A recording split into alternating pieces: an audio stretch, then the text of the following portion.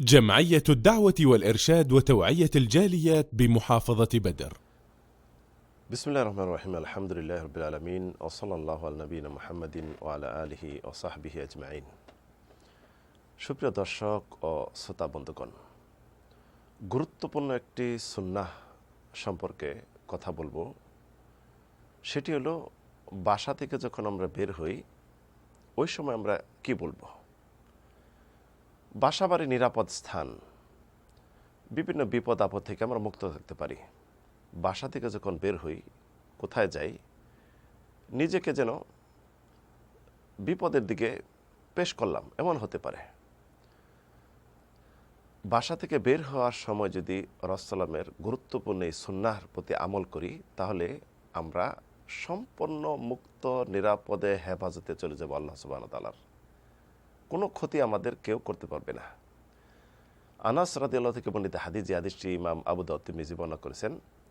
আনাস রাদিয়াল্লাহু বলেন, রাসূল যখন বাসা থেকে বের হতেন তখন বলতেন, বিসমিল্লাহ তাওয়াক্কালতু আলাল্লাহ ওয়ালা হাওলা ওয়ালা কুওয়াতা ইল্লা বিল্লাহ। বিসমিল্লাহ, আল্লাহর নামে আমি বের হলাম। তাওয়াক্কালতু আলাল্লাহ, আল্লাহ রাব্বুল আলামিনের উপর পরিপূর্ণ আস্থা, বিশ্বাস, ভরসা নিয়ে সব কিছু আল্লাহর দিকে সরপত করলাম। লা হাওলা ওয়ালা কুওয়াতা ইল্লা বিল্লাহ, আল্লাহ ছাড়া কার শক্তি নেই, সামর্থ্য নেই যে আমার উপকার করবে, ক্ষতি করবে।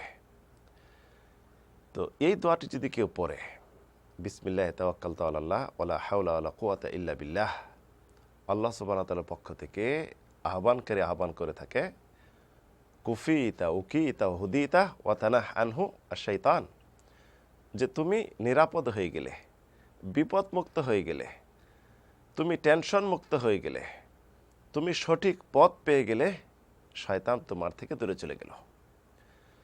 তো এই দোয়াটি পড়ার পর যখন বের হলো, এক শয়তান অন্য শয়তানকে বলে যে ওই ব্যক্তি তো তুমি কিছু করতে পারলে না, তোমার থেকে মুক্ত হয়ে গেল, আল্লাহ সুবহানাহু ওয়া তাআলার কাছে সে আশ্রয় চেয়ে। দোয়াটি কিন্তু অত্যন্ত গুরুত্বপূর্ণ। তো অন্য একটি দোয়া রাসূলুল্লাহ পড়েছেন, ওইটা আমরা পড়তে পারি। উম্মে সালামা রাদিয়াল্লাহু থেকে বর্ণিত হাদিস, যে হাদিসটি আবু দাউদ তিরমিজি বর্ণনা করেছেন।